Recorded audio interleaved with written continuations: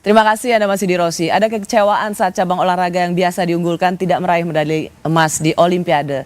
Tapi selalu ada kabar baik untuk Indonesia. Kontingen Indonesia bisa pulang dengan 2 medali emas berkat atlet angkat besi dan atlet panjat tebing. Saya masih bersama pembawa emas Olimpiade Paris 2024, Fedrik Leonardo. Ada juga Ketua Umum Federasi Panjat Tebing Indonesia, Yeni Wahid. Dan kita masih menunggu kehadiran dari Rizky yang masih di jalan kena macet. Tapi kita sudah mendatangkan ayah dari Pak angkat besi, Mas Rosan Ruslani. Terima kasih Mas Rosan. Terima kasih. Selamat ya, selamat. Terima kasih Ci, terima kasih. Saya ingat 4 tahun lalu Mbak Yeni bicara sama Mas Rosan ini 4 tahun lalu dari Tokyo. Karena waktu itu angkat besi juga dapat medali. 1 perak 2 perunggu. 1 perak 2 perunggu. Sekarang cukup 1 tapi Emas. Alhamdulillah akhirnya pecah telur. Pecah telur, akhirnya angkat besi bisa dapat medali emas. Betul-betul sebuah jawaban atas kekecewaan yang kok belum dapat. Dan 12 jam selangnya dari Fedrik memberikan emas, lalu habis itu ada Rizky.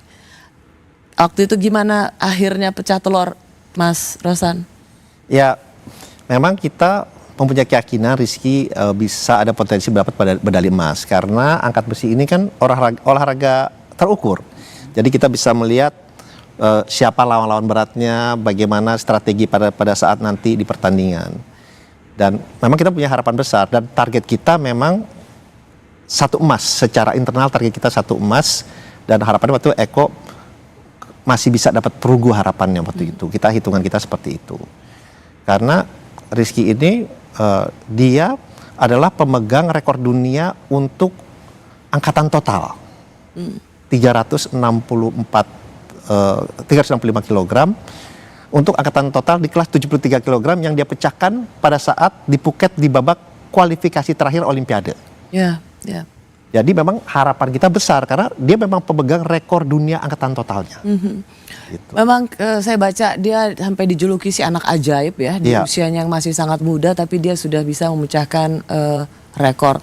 Ada Rizky yang kita tunggu-tunggu tapi masih di jalan. Hai Rizky. Halo Hai. Mbak. Kamu di mana? Halo, maaf aku ini sudah masuk Jakarta nih. Maaf telat ya. Maaf kepada Mbak sama Pak Rosan sama Ibu Yeni yang telah menunggu kedatangannya, sama Fedrik juga. Kami menunggu dengan sabar Rizky. Ya, terima kasih Mbak, terima kasih banyak. Katanya capek banget ya begitu landing. Aduh, capek banget ini Mbak, suara udah habis, udah nggak karuan sebenarnya. Karena kemarin juga baru landing, istirahat itu subuh ya, istirahat baru tidur tuh subuh. Besoknya tuh langsung arak-arakan di Kota Serang di Banten. Jadi semalam itu baru dapat tidur tuh kemungkinan kurang lebih 2 jam. Habis itu kita diterima sama Pak Presiden tadi pagi ya, sekitar jam 9-an pagi. Jam 6 sudah ke Kemenpora, sudah diarak-arak dari kota Jakarta. Jadi belum dapat benar-benar tidur yang ini. Masih agak-agak jet lag, tapi ya mau gimana, udah resikonya seperti ini, nggak apa-apa Mbak. Terima kasih ya, tapi Rizky tetap menyediakan waktu. Saya tahu jadi merasa bersalah juga saya ganggu istirahat kamu. Nggak apa-apa Mbak, nggak apa-apa. Karena memang pengen banget ngelihat Rizky si anak ajaib. Tadi udah nanya ke Fedrik, datang pertama kali ke Olimpiade dan langsung medali emas. Kalau Rizky juga datang sekali dan langsung medali emas. Pak Rosan di sini bilang tadi ya memang sudah diperkirakan Rizky sih kayaknya pecah telur nih. Ya alhamdulillah sekali Pak. Ini adalah tujuan dan target saya mendapat medali emas di Olimpiade ini, dan alhamdulillahnya ini pecah telur pertama kalinya angkat besi memecahkan rekor ya sebelumnya, karena ya belum bisa mempersembahkan medali emas, dan alhamdulillah saya bisa memecahkan di Olimpiade Paris ini, dan alhamdulillah ini adalah suatu awal perjalanan buat saya buat ke Olimpiade selanjutnya. Sama-sama punya mimpi, tekad untuk membawa kembali medali emas di Olimpiade selanjutnya. 21 tahun. jalannya masih panjang, luar biasa. Masih sangat panjang dan ini kita sudah mempelatnaskan. Jadi sejak 2015 kita sudah pelatnas berkepanjangan. Jadi kita tidak berhenti pelatnas tuh. Dari 2015 sampai sekarang, dan Rizky ini udah 4 hampir 5 tahun kita pelatnaskan. Dan ini hasilnya, dan alhamdulillah kita sebenarnya punya Rizky lain. Jadi 4-5 tahun dia cuma latihan aja kerjanya ya. Ya. Ya, kalau kita ingin melahirkan atlet kelas dunia, ya ini yang harus kita lakukan. Nggak bisa semua instan. Fokus. Ya. Dan Latihan dan tanding ya Mas Rosan ya. latihan tanding. Latihan tanding. Ya. Jadi kita pelatnas, dan dalam kesempatan ini saya juga mengucapkan terima kasih nih. Kenapa? Karena pelatnas kita itu di pangkalan marinir. Atletnya tinggal di sana. Jadi sejak berapa tahun, alhamdulillah saya mengucapkan terima kasih. Waktu itu Komandan Marinir Pak Bambang Sus yang memberikan tempat untuk kita tinggal dan latihan, dan disiplinnya makin meningkat dan hasilnya bisa kita lihat. Ya, tidak ada yang instan. Tidak ada yang instan. Tidak ada yang instan. Rizky, bisa dengar suaraku, Riz? Aman Mbak, aman. Riz, kan sesuatu kalau kita lihat tuh Rizky juga cukup beruntung begitu karena ekosistemnya menunjang. Ayah dari Rizky ini adalah juga atlet angkat besi, ibu juga atlet angkat besi, kakak juga atlet angkat besi, kakak ipar juga peraih medali di Olimpiade tahun berapa tuh Mas Triatno? 2012 di London. Ya. Nah, ini keluarga, memang keluarga lifter, Keluarga angkat besi. keluarga angkat besi, ada ekosistem yang memang mensupport. Kalau Fedrik kan sendiri dan punya sendirian lah bisa dibilangnya. Kalau Rizky keluarganya memang keluarga angkat besi. Seberapa besar itu memang memberikan kontribusi untuk membentuk kamu, Riz?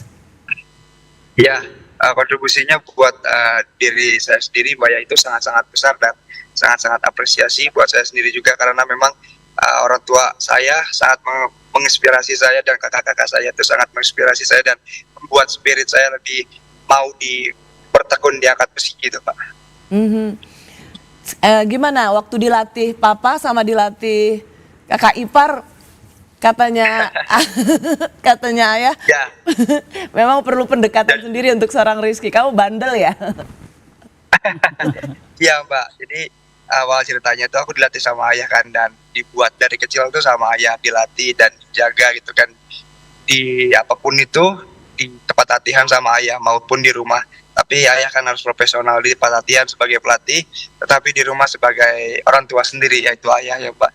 Dan alhamdulillahnya program dan arahan semuanya tetap dari ayah, Mbak, karena memang sekarang sudah digantikan oleh Mas Triatno, kakak ipar saya sendiri, dan alhamdulillah itu sinkron sama aku, Mbak. Jadi enak, nyaman gitu kan. Memang kalau ada sama pelatih itu harus ada hubungan hubungan yang berselera gitu, yang nyaman gitu. Tapi kalau misalkan nggak ada hubungan seperti itu, kita bakal kacau gitu, Pak, kalau diangkat besi.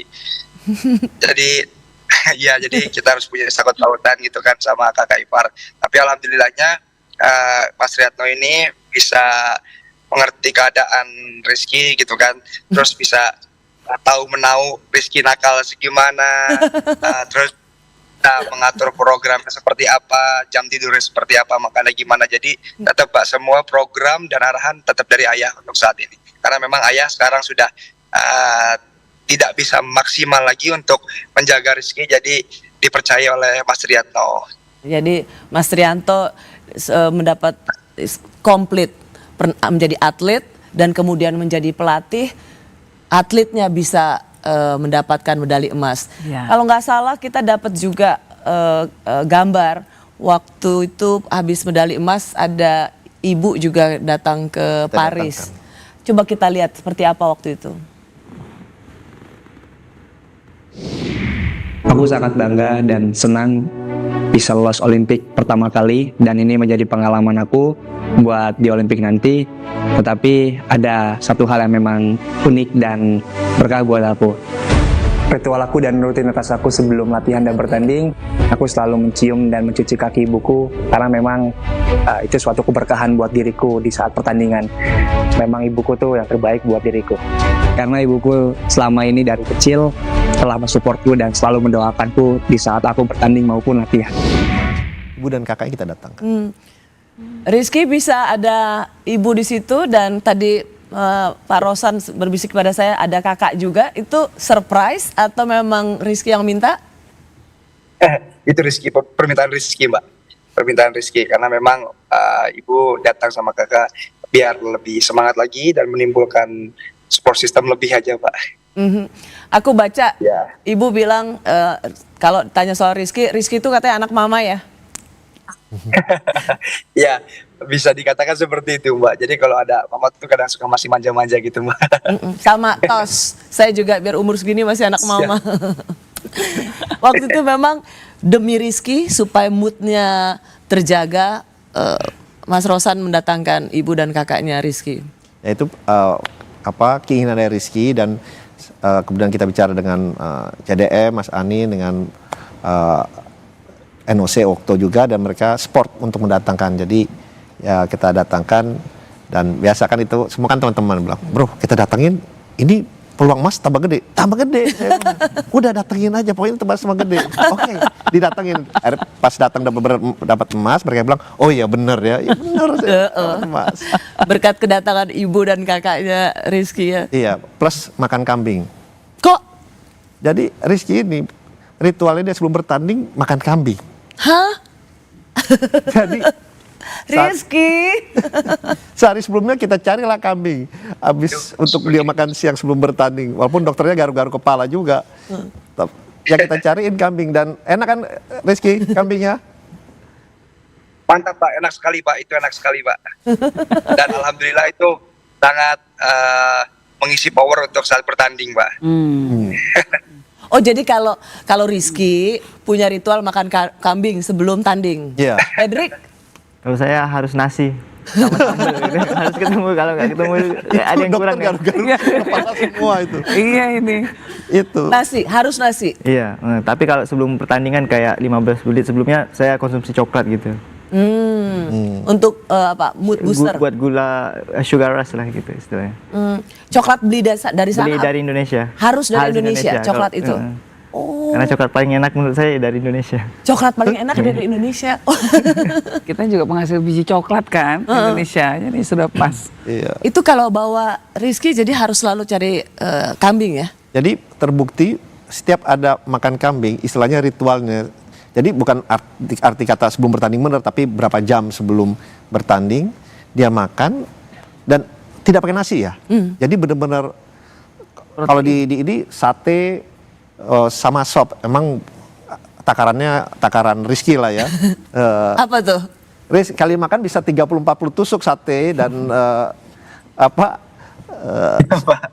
gulai kambingnya tuh bisa berapa mangkok ya. Jadi pas hari sebelum bertanding saya bilang sama kebetulan yang punya restoran di sana kenal, saya bilang cariin kambing, pokoknya mesti dapet. Waduh, oke Pak, kita cariin, dapat. Terus saya bilang pesennya tolong banyakkan bikinnya. Oke, siap. Akhirnya siang dikirim untuk makan siang karena tandingnya malam. Jam 7:30 malam waktu di Paris. Waktu Paris 7:30 pertandingnya. Jadi makan siangnya makan dulu. Jadi habis makan saya tanya, gimana Riz? Wah enak Pak, siap tanding. Oke. Mas ya, siapa? Oke. Udah kambing soalnya saya bilang. Nyari kambing di Paris gak gampang. Untuk Fredrik nggak pernah ngerepotin kita kayaknya. Nggak, Riz, kamu boleh merepotkan Pak Rosan. Boleh repotin apa saja Pak Rosan. Minta apapun. Boleh, asal Rizky emas. Asal emas. Mbak Yeni beruntung loh, Fredrik loh.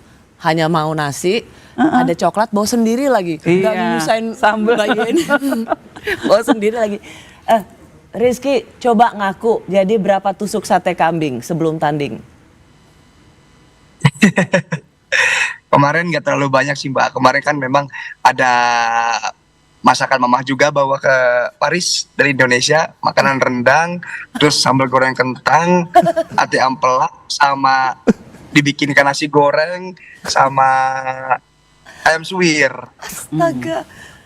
Ya, jadi kemarin yang dari Bapak Ketua kita Pak Rosan dikirimkan 30 tusuk sampai 30 tusuk, dan alhamdulillah setengahnya itu habis sama saya sendiri.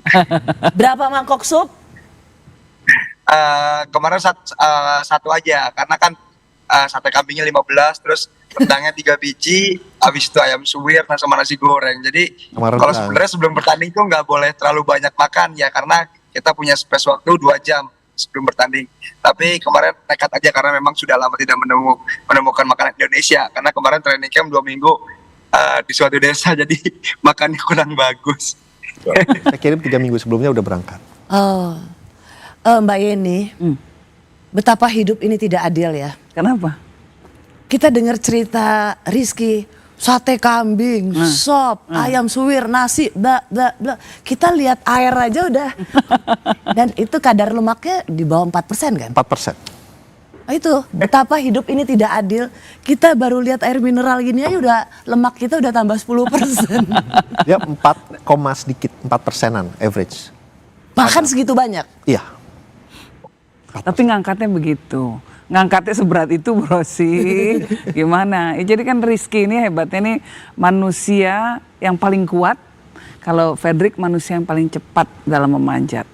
Kita punya 2 orang ini kan yang luar biasa ya kalau dipikir-pikir. Ya. Ini talenta yang kita punya untuk masa depan mengisi medali-medali ke depannya, prestasi-prestasi olahraga. Saya sangat optimis sih dengan masa depan olahraga Indonesia. Dan hadiah kemerdekaan 79 tahun Indonesia, manusia terkuat dan manusia tercepat Dalam memanjat. untuk yang memberikan emas bagi Iya, Indonesia. betul. Kami kembali saat lagi.